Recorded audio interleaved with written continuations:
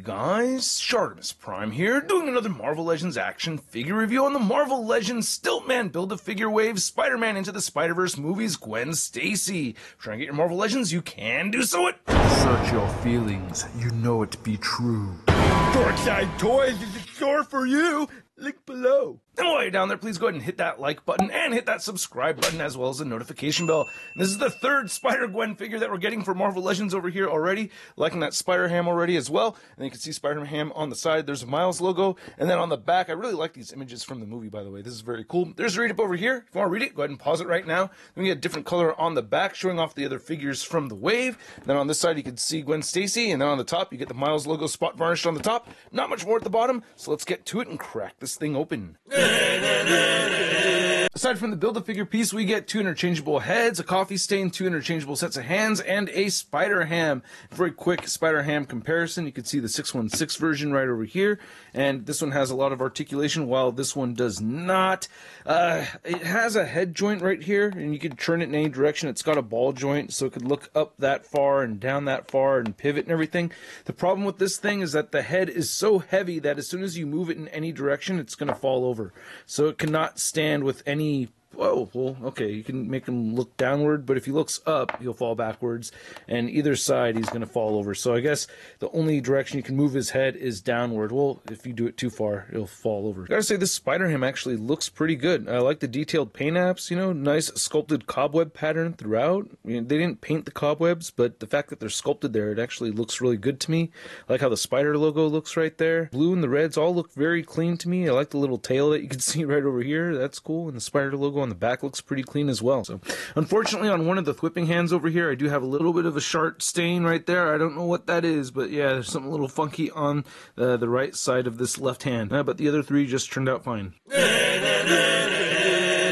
So here's looking at the masked head sculpt, and it looks pretty good. They've actually made more changes here than I expected to see. It looks like we are getting a new masked head sculpt. It looks different to me.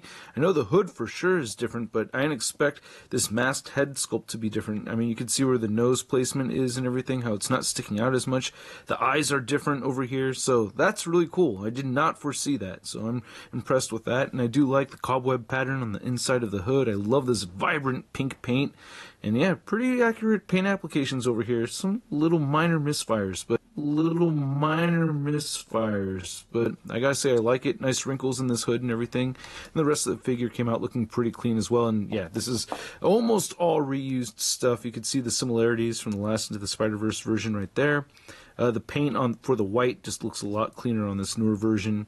Then after popping that head off, you just want to put this piece on right over here, and then add on the new Gwen Stacy Unmasked head sculpt, and this looks fantastic. Like, when I see this, I really do think of the movie, so you can see some comparisons right over here. I just think they nailed this likeness.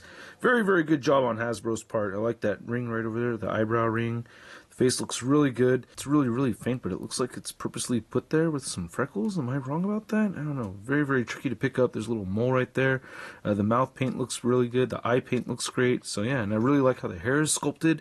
That looks very good. I like that a lot. I like how it's darker right there towards the roots and everything. Nice detailed sculpt right here on this side. Very cool looking head sculpt. I like this a lot. Again, we get that bright pink and dull blue gray for the inside of the hood. And then you can see again that more vibrant pink on the inside right over here, looking really good. And there's a little spot missing right over there with the white paint. But yeah, really, the white paint looks really good for the most part on this. So I do like that. And then you can see the legs and the hip pieces and everything is the same as the last version that we got. So that's not different, but it does get different when we get to the legs. You can see we get these pinless joints right over here, and I just think that is very cool. Looks great. So there's your comparison. And then, of course, she does have bigger feet this time around. It actually does help with posing the figure around. It looks kind of funny sometimes, but it also makes the figure look a little bit younger, and it's okay that it does because, you know, that's movie accurate. But I like these sculpted straps right here, looking really good, and she does have peg holes right there. Now, the rest of this review is going to go by really fast because we do have a Miles figure that I want to talk about. The articulation is the same on this figure as the previous version. We just get the pinless double-jointed knees right there, so you can see how well those move, and then you get the calf rotation and the ankles move down, up, and she has beautiful ankle pivot. To measure out the height of this new Gwen Stacy figure, or Spider-Gwen, you can see that she is standing under that 6-inch mark, and then for Spider-Ham, you can see that he's at about 2.5 inches tall. Be mindful of the ears. I did have the left ear pop off on me, so you want to be careful with those. And then for a Spider-Gwen comparison, here's our new Spider-Gwen figure next to the last version right there with the head sculpt that looks nothing like the character. So yeah, very much happier with this one right here. And then I'm surprised to see this new Gwen Stacy is actually as tall as the regular 616 version right over here. I mean, it's the legs and feet and the added head sculpt, I'm sure. I did a head swap with this one and this one, or I tried to, with this body mold before, and it didn't work out if I remember correctly. Then here's our Spider-Gwen figure next to the Into the Spider-Verse 2-pack Miles Morales figure. And then here's Spider-Gwen next to the other figures from the wave that I've already reviewed. We have Frogman, the Hand Ninja, and the Into the Spider-Verse Prowler. And then here's Spider-Ham and Spider-Gwen next to your average 6-inch scale figure. We have the Marvel Legends Big Time Badass Spider-Man. And I'm not doing a stop motion today, you guys, as I wanted to post 2 videos in one day, and I kind of wish I didn't make that choice because there's so much more to this figure than I initially thought. We get a lot more sculpted parts on the figure than I thought we were going to get, especially with that hooded head sculpt. And the Spider-Ham is actually really cool to have too. So there is actually a lot more going on here than I had anticipated overall. Like, I actually really like this figure. At first I was like, oh, I just want it, really.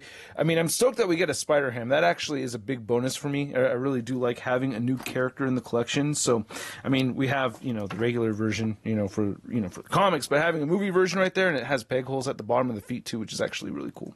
But yeah, this figure came out a whole lot better than I thought it was going to be. And at the price point of around $20, I'm going to give this Spider-Gwen a Sud rating of... It's not too bad. And I'd like to know what you guys think, so please let me know in the comment section below. If you want to see me on Instagram, Twitter, Twitch, and Stardust, you can find me over there. And if you want to check out a photo gallery of images, you'll be able to find it over at marvelousnews.com. And I'll catch you guys later.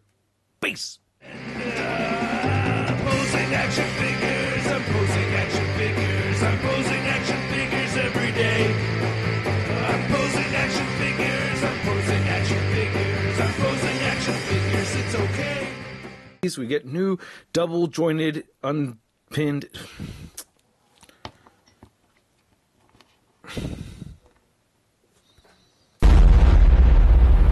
That's crispy.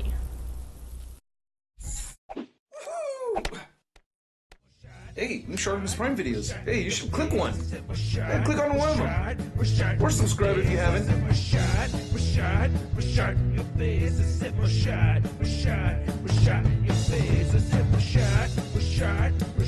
Your face.